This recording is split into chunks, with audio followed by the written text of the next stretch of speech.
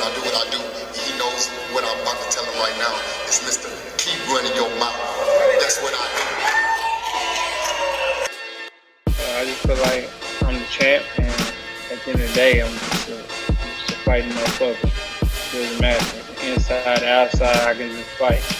So I just feel like if it gets down to the wire, and we gotta lock it up, I'm out on top.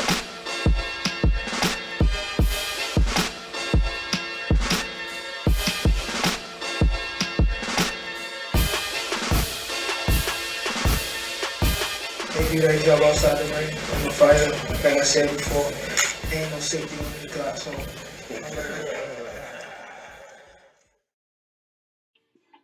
What's going on? It's Michael Rogers, and this is Bodywork Boxing. And it's the day after the Devontae Tank Davis, Mario Azteca Barrios fight, and I just wanted to give a couple takeaways and go over what I saw and the experience in general. I think it was a great fight. I really respect Mario Barrios. He was the ultimate sportsman. He was very respectful after the fight, and the question arises as to whose stock went up, whose stock went down, whose stock was affected overall, and I think that everybody won. I think Mario Barrios, I think his stock won because he showed that he is a true warrior.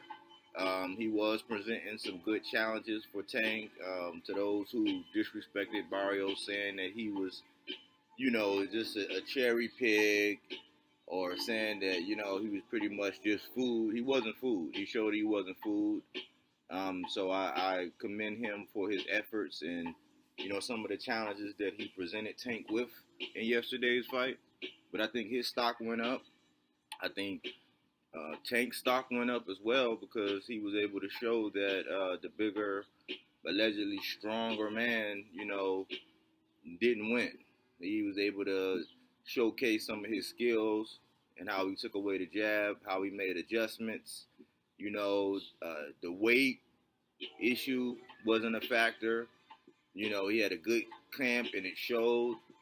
The whole, will his power come up? I think we can get rid of that once and for all.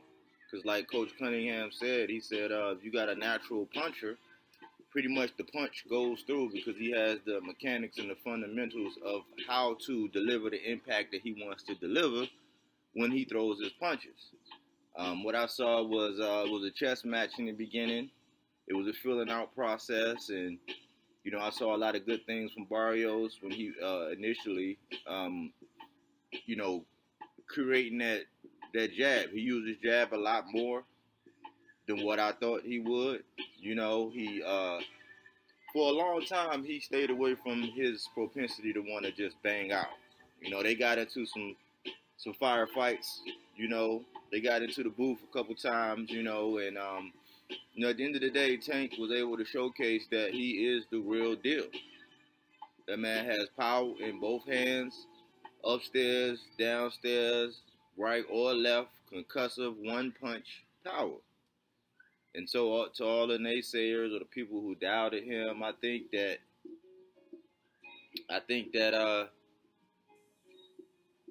he showed them something. He got something to hang his hat on. So his stock, which was already good in my book, but his stock rose a lot more after this fight because Mario Barrios was a bona fide champion who had never lost, never even got dropped. He was able to he stuck Tank and kind of made a statement at some point in time in the fight, and Tank was up against the ropes. But Tank weathered that storm and was able to show his resilience. So now I also think that Mayweather, TMT, I think their stock rose because they have a job of putting on good fights and putting butts in seats. And at the end of the day, the money team is about just that. It's about making that money. So I think that his stock rose, and I think that he did what he needed to do as far as getting or allowing Tank, because it was allegedly said that Tank chose this fight. That's what the word was. Tank, pretty much selected Mario Barrios because he wanted a challenge. He wanted to demonstrate that, he can go up and be just as dominant. And so, before the fight in my breakdown, I had it down that Mario Barrios was looking to have the fight of the year, which it could be in the running. That was a good fight. It was a good fight. And then Tank, he wanted the knockout of the year. I don't know if that would be considered knockout of the year because it was a stoppage.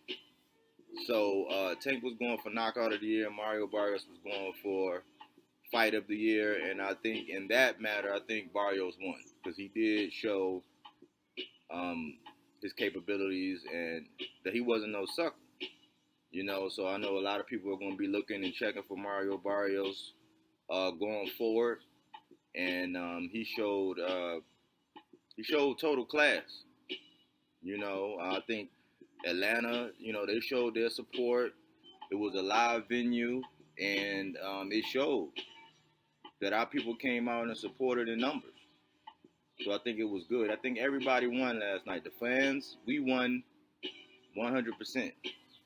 So I just I like that. I like that it was no drama, it was no confusion. The ref was pretty good, pretty straightforward.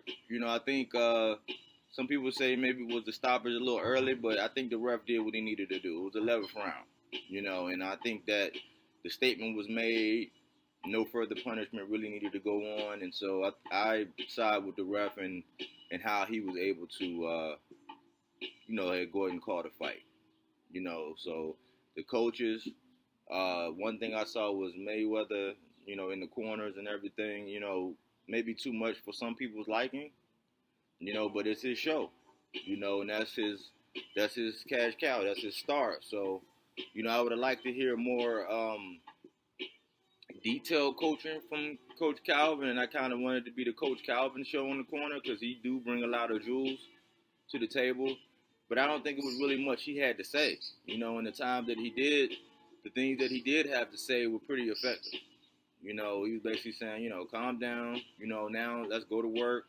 And just, he really didn't have to, dig into his bag too much because he, at the end of the day, he knows exactly who Tank is and what he has in the tank. So I think that it was a good night. It was a good night of boxing. Before then, we had the Lubin-Rosario fight. And I think that fight was a good fight. It's evident that Rosario has an issue with the body shots. That's been his kryptonite here. And I believe that somebody said it's because he actually blows up in weight in between fights. And I didn't know that could have that kind of effect on a fighter as far as being susceptible to body shots. So I think that's something he probably needs to work on. What I saw from Lubin was, just like I saw with the Tank fight, in the two main fights, between those two fights, I believe that patience was key to the victor. I think that Lubin, he showed a lot of patience. And he took his time. Even when he got Rosario hurt, he took his time. He had a moment where he did some damage and hurt Rosario. And then the next round, Rosario came back and kind of wobbled him a little bit, but he didn't throw caution to the wind. He fought a very patient fight, and they say that Coach Cunningham is the Southpaw Whisperer, what they was calling him, and it shows. The Lubin looks very technically sound. I pride him on his patience, and he didn't get off the rails. He looked like a technician in there. What he'll do against a rematch with Jamel, who knows? But I salute that young man for bouncing back, and I think he had 6 straight victories after that loss. So he's well on his way. And I think that the Showtime put on a nice venue. I would have loved to have been in the building because Atlanta used to be my second home, but I'm here in Baltimore, and I was able to watch it. took a little nappy nap earlier.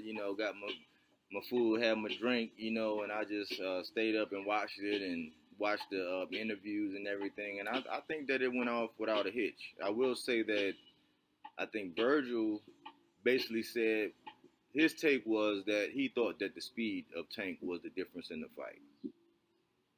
And I'm not sure, but I still reason that people seeing it, just like with Spence, a lot of people say, oh, can he hit? Does he hurt? It's like, I imagine what I'm seeing is that they both hit harder, but I think that sometimes their opponents underestimate like how hard they hit, and I think that once you taste a person like Tank's power, I think that it makes you think more. And once he gets you thinking, and he has a heightened awareness to know that, oh, okay, you felt that.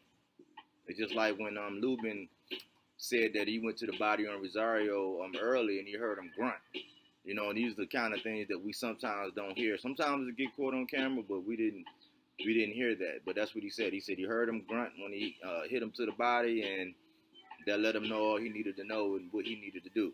So he started going downstairs and went back upstairs. But I think that it went well.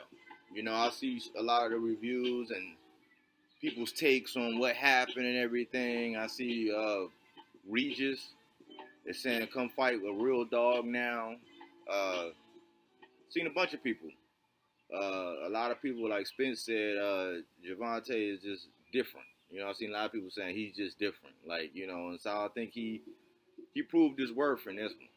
So that's my take, and I'm glad everything went off without a hitch. And I look forward to seeing more of Tank and more of Mario Barrios. But Tank is, he's one of my top 3 fighters, that I look for. That I'm pretty much going to support his fights every single time because I know the product, and I'm satisfied with the product.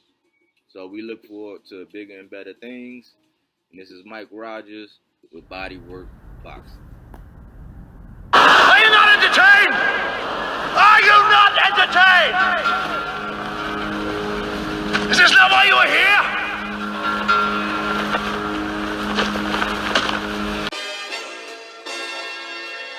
My word, and I do what I do.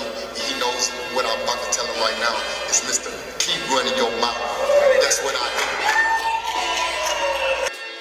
I just feel like I'm the champ, and at the end of the day, I'm just a fighting motherfucker. It doesn't matter. Inside, outside, I can just fight. So I just feel like if it gets down to the wire, and we gotta lock it up, I'm out on top.